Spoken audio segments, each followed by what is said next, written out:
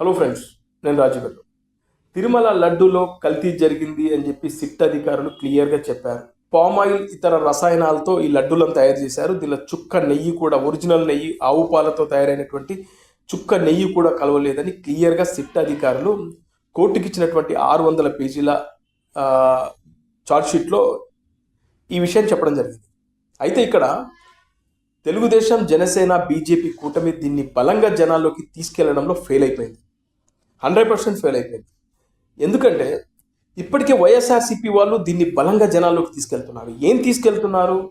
పవన్ కళ్యాణ్ అలాగే చంద్రబాబు నాయుడు గారు మాట్లాడిన మాటలు ఏవైతే ఉన్నాయో, దీంట్లో ఈ లడ్డుల్లో కొవ్వు కలిసింది, జంతువుల కొవ్వు కలిసిందని వీళ్ళు మాట్లాడారు. అయితే ఈ రిపోర్ట్లో వచ్చింది ఏంటి? దాంట్లో కొవ్వు కలవలేదు, పామ్ ఆయిల్ అండ్ ఇతర రసాయనాలతో, మరీ చెప్తున్న ఇతర రసాయనాలతో, చుక్క ఒరిజినల్ నెయ్యి కలవకుండా, ఆవు పాలతో తయారైనటువంటి, ఆవు పాల ద్వారా వచ్చినటువంటి నెయ్యితో కాకుండా రసాయనాలతో తయారు చేసిన దాంతో, ఆ కెమికల్తోనే వీళ్ళు లడ్డూలు తయారు చేశారనే విషయాన్ని ఈ ఛార్జ్షీట్లో క్లియర్గా సిట్ అధికారులు పేర్కొన్నారు. అయితే వైఎస్ఆర్సీపీ ఏం చేస్తుంది? వాళ్ళ మీడియా దీన్ని బలంగా ఏం తీసుకెళ్తుంది? ఇది జంతు కొవ్వుతో తయారు చేసిన లడ్లు కాదని క్లియర్గా సిట్ అధికారులు చెప్పడం జరిగింది అని పవన్ కళ్యాణ్ అలాగే చంద్రబాబు నాయుడు గారి పైన తీవ్ర స్థాయిలో విమర్శలు చేస్తున్నారు. వీళ్ళు మాట్లాడింది తప్పు అని చెప్పి ఒక రకంగా డామినేట్ చేస్తున్నారు.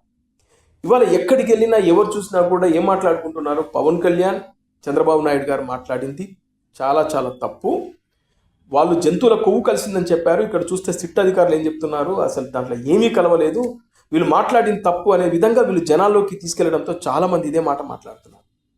ఇక్కడ ఫెయిల్ అవుతున్నారు కూటమికి సంబంధించినటువంటి నాయకులు కానీ, అదేవిధంగా కూటమికి అండగా ఉండేటువంటి మీడియా కంప్లీట్గా ఫెయిల్ అయిపోయింది. ఇక్కడ డామినేషన్ అంతా వైఎస్ఆర్సీపీ సోషల్ మీడియాది, అదేవిధంగా వాళ్ళ నాయకులు, వాళ్ళు ప్రెస్ మీట్లు పెట్టి మరీ దీన్ని పీక్స్ తీసుకెళ్ళిపోతున్నారు. ఇవాళ సాధారణ ప్రజలు కూడా పవన్ కళ్యాణ్, చంద్రబాబు నాయుడు మాట్లాడింది తప్పు, అబద్ధాలు ఆడారు, అనవసరంగా జగన్మోహన్ రెడ్డిని టార్గెట్ చేసుకొని మాట్లాడారు అనే విషయం బయటకు వెళ్తుంది. కానీ ఇక్కడ ఏదైతే ఒరిజినల్, నేను మళ్ళీ చెప్తున్నా, ఒరిజినల్ ఏంటి? దీంట్లో పామ్ ఆయిల్ కెమికల్తో తయారు చేసిన లడ్డూలు అనే విషయాన్ని ఇక్కడ ఓవర్లాప్ అయిపోయింది, అది కనుమరుగైపోయింది. కేవలం కొవ్వుతో చేసిన లడ్లు కావు, అబద్ధం ఆడారు అనే విషయం బయటకు వెళ్ళిపోయింది. మరి ఏం చేస్తున్నట్లు జనసేన పార్టీకి సంబంధించి కానీ, తెలుగుదేశం పార్టీకి సంబంధించినటువంటి అధికార ప్రతినిధులు కానీ, వాళ్ళకి సంబంధించినటువంటి నాయకులు కానీ ఏం చేస్తున్నట్లు? వాళ్ళ సోషల్ మీడియా ఏం చేస్తున్నట్లు? కనీసం దీన్ని బలంగా జనాల్లోకి తీసుకెళ్తున్నారా? లేదు, కంప్లీట్గా ఫెయిల్ అయిపోయింది.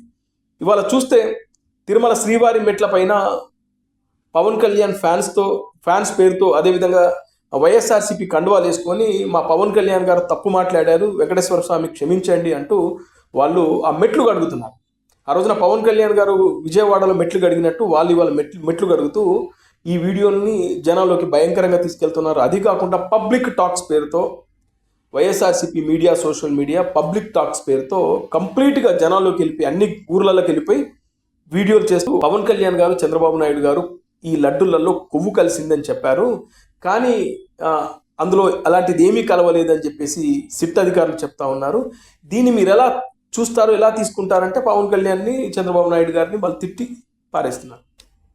ఇలా తయారైంది వీళ్ళకి సంబంధించినటువంటి నాయకుల పరిస్థితి. వీళ్ళు బలంగా కౌంటర్ ఇచ్చి, బలంగా దీన్ని అసలు విషయం ఏదైతే అసలు విషయం, ఇందులో పామ్ ఆయిల్ ఇతర రసాయనాలతో లడ్డూలు తయారు చేశారనే విషయం, ఇది బలంగా జనాలకు వెళ్ళి ఉంటే ఇవాళ ఆ తప్పు బయటకు కనబడేది. ఇవాళ ఆ తప్పు పోయి పైగా కొవ్వు కలవలేదనే విషయం బయటకు వచ్చి వీళ్ళు అబాస్ పాలవుతున్నారు.